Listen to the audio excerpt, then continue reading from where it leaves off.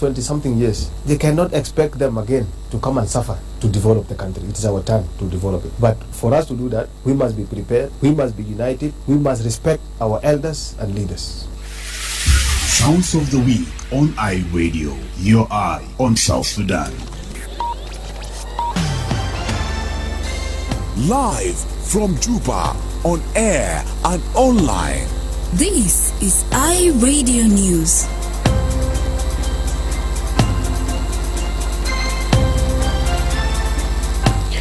Hello, this is iRadio News, but first here are the headlines.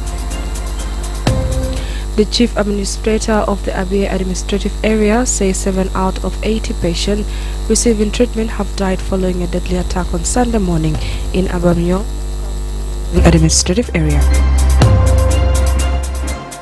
The United Nations mission in South Sudan have condemned on Monday ambush by an unidentified armed element on peacekeeping convoy along the border between Jungle State and Greater Pibor Administrative Area. And a member of the East African community representing South Sudan has warned that the country risks losing a key executive position within the regional bloc due to unpaid membership contribution amounting to $21 million over the past 3 years. These stories and more coming to you in this news bulletin with me, Diko.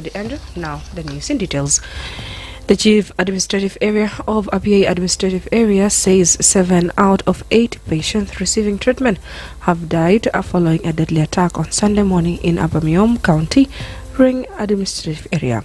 Charles Abiy Jok made the remarks to the South Sudan Broadcasting Corporation after conducting a field visit to Abamiom Hospital, which is managed by MSF. Jok said the number of people that have arrived at the hospital so far is 80 patients. Among them, 7 died, leaving 73 still treatment.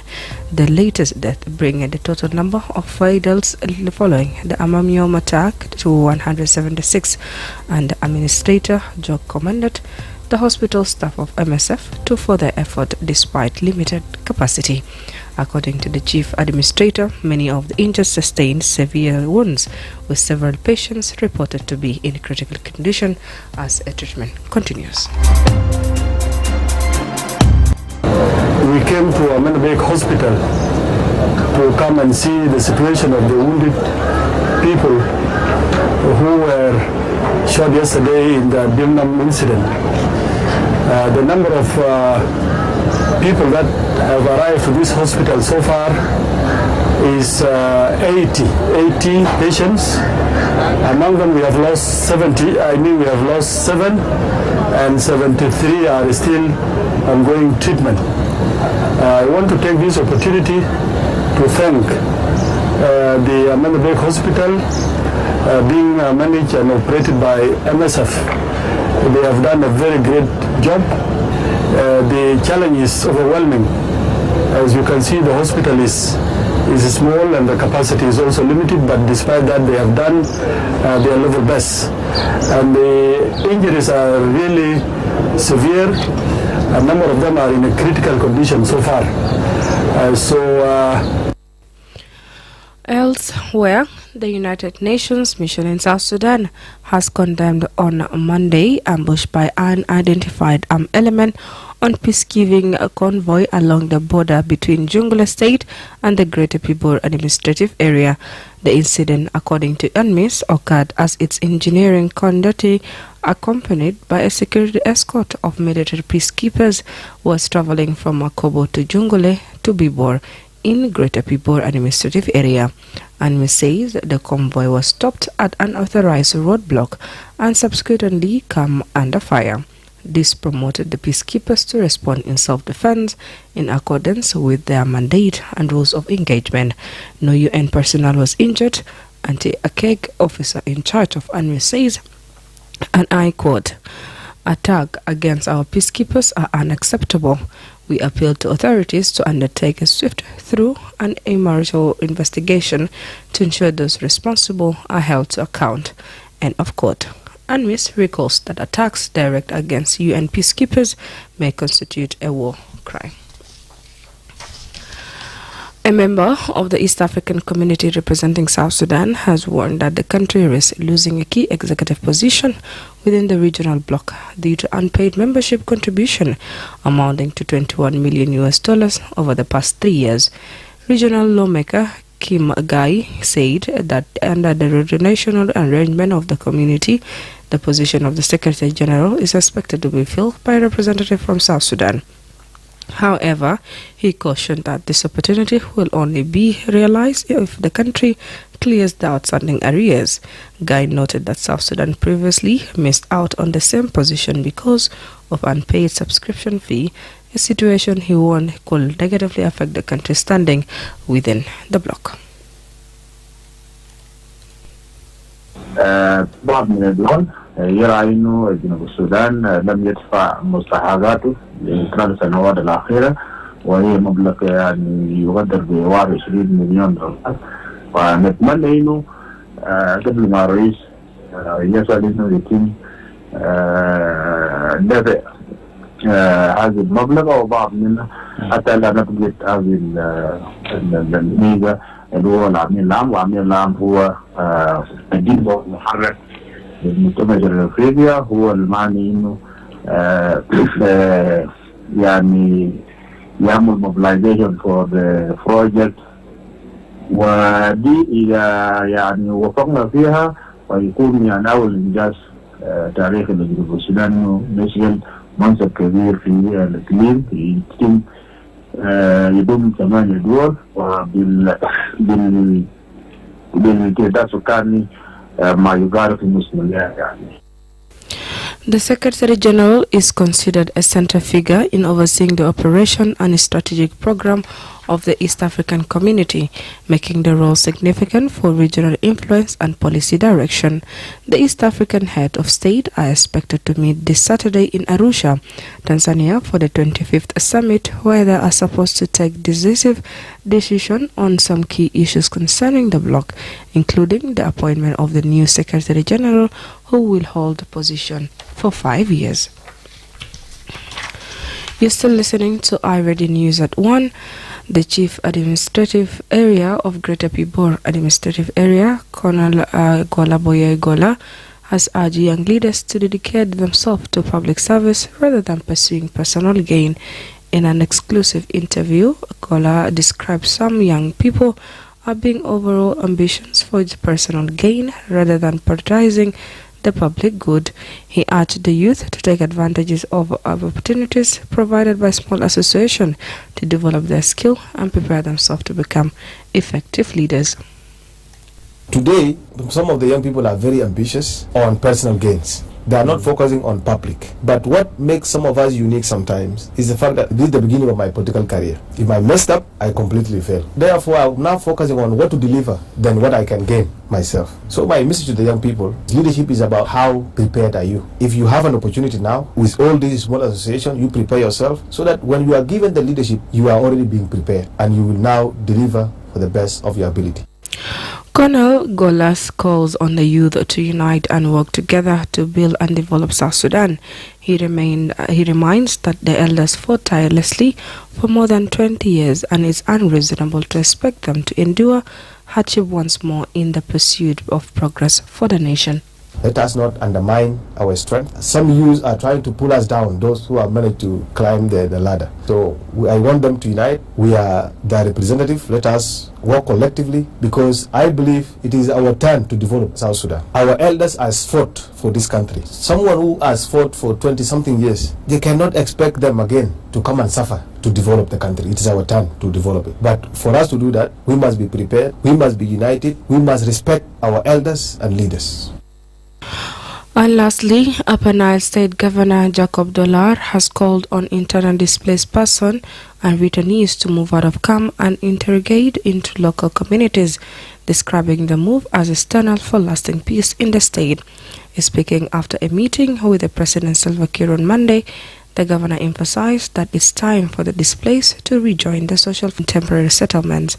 The governor of Upper Nile State, Jacob Dollar, has called on internal displaced to move out of camps and integrate back to local communities to foster long-term stability. During the meeting, President Kiir urged the people of Upper Nile to prioritize reconciliation as the only way to safeguard peace. The president also emphasized that the state development depends entirely on how well different communities can live together. And also he reassured the public to remain patient as government works to normalize the situation across the state. Governor Dollar reported that the situation in Upper Nile is currently calm following his recent assessment visit to Reng and Mayong counties. He said that while many people are returning from Sudan due to the conflict there, staying in displacement camp indefinitely is not the solution.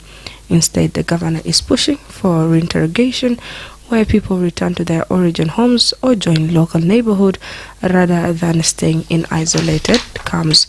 To ensure the transition is successful, the governor emphasized the need for inclusive talk involving all communities from Upper Nile, including those currently living in Juba, and the goal is to address grievances and ensure that returnees are welcomed back into the social fabric of the state. This engagement highlights the government shift toward practical peace building, focusing on moving away from the displaced label and toward a unified, stable Upper Nile. With that being, we came to an end with our local news. Up next, the international news with my colleague Michael Atit. Anglican divisions deepen as rebel clerics pick rival to first female leader. Clergy from conservative grouping of the Anglican Church are meeting this week in Nigeria's capital, Abuja, to choose a rival to the first female Archbishop of Canterbury. The UK's Sarah Mullally will officially be installed as the leader of the World Anglican Community at a lavish ceremony later this month, but her appointment has divided opinion in Nigeria and elsewhere. Many conservative Christians believe that only men should be consecrated as bishops. Elsewhere, China removes 3 retired generals from the National Advisory Body. China has removed 3 retired military generals, including a former commander of the People's Liberation Army Ground Force, from a top political advisory body just days before its largest annual political gatherings.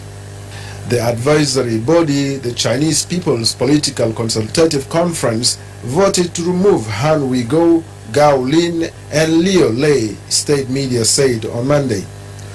Authorities gave no explanation for the ousters, but they came after purges of military top brass have picked up pace in recent weeks. And Michael B. Jordan opens Oscars race as sinners win big at Actor Awards. U.S. actor Michael Jordan has scored a surprise win at the Actor Awards, formerly known as the Screen Actors Guild Awards, giving him a surge of momentum in the final weeks before the Oscars. He was named Best Actor for his role in Vampire Hero Sinners, which also scored the top best of the night, Best Ensemble Cast. Thank you so much, Michael Atit. Up next, Madrama James with the sport news. Thanks, my colleague Diko. Let's have a look at some of the stories making headlines in the world of sports. Real Madrid missed the chance to move within 1 point of La Liga leaders Barcelona after Martin Satriano's spectacular strike gave Getafe a shock win at the Bernabeu. Satriano scored the winner before halftime when his breaking volley nestled into Courtois' top corner, condemning the host to a second successive league defeat. It means Real Madrid remained 4 points behind Barcelona, having both now played 26 matches. Madrid was again without Kylian Mbappe, as the 27-year-old has struggled with an injury to the external ligament of his left knee since the end of 2025. Madrid next face Celta Vigo on Friday as they look to avoid a third straight league defeat. Former Chelsea defender Luis Felipe has been sacked as a manager of Flamengo just hours after the Brazilian club recorded an 8-0 win to reach the weekend's Campeonato Carioca final. Luis 40 averaged a trophy every 14 games as he led Flamengo to 7 titles in his 100 matches in charge since replacing former Brazil coach Tite in September 2024. Flamengo have lost a back-to-back final in 2026, finishing runners-up in the Supercopa de Brazil and Recopa Sudamericana last month. But after completing an 11-0 aggregate victory over Madura following Monday night's 8-0 second league win, they will have a chance to win a third consecutive Carioca title when they faced Flamines in Sunday's final. In the NBA, two-time NBA Most Valuable Player Giannis says he is just happy to be back on the court despite admitting he did not play well on his return from injury. The Milwaukee Bucks star makes his comeback after missing 6 weeks with a calf strain in 108-81 defeat to the Boston Celtics. The 31-year-old forward scored 19 points, grabbed 11 rebounds, and registered 2 assists in 25 minutes of action. However, the losses leave the 2021 NBA champion 11th in the Eastern Conference, standing with a 26-34 record. Speaking after the game, Giannis acknowledged he was not at his best but expressed gratitude to return to a competitive action. Giannis missed 15 games due to injury and emphasized the need to adjust his approach moving forward. He added that he must be smart moving forward, noting that something he was unable to do in the past may not be possible now as he manages his fitness. These are some of the stories making headlines in the world of sports, and back to you, my colleague Diko Diandro. Thank you so much, Madam James. With that being, we came to an end with our news at 1, but let's remind ourselves with the headlines. The Chief Administrator of the Abia Administrative Area says 7 out of 80 patients receiving treatment have died following a deadly attack on Sunday morning in Abuyom County, Ruang Administrative Area. The United Nations mission in South Sudan has condemned on Monday ambush by unidentified armed element on peacekeeping convoy along the border between Jonglei State and Greater Pibor Administrative Area. And a member of the East African community representing South Sudan has warned that the country risks losing a key executive position within the regional bloc due to unpaid membership contribution amounting to $21 million over the past 3 years.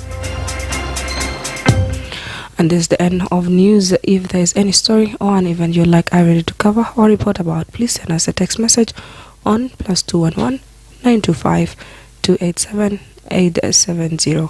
It's also our WhatsApp number, or follow us on X at iRadio Juba, like our Facebook page iRadio, subscribe to our YouTube channel iRadio South Sudan.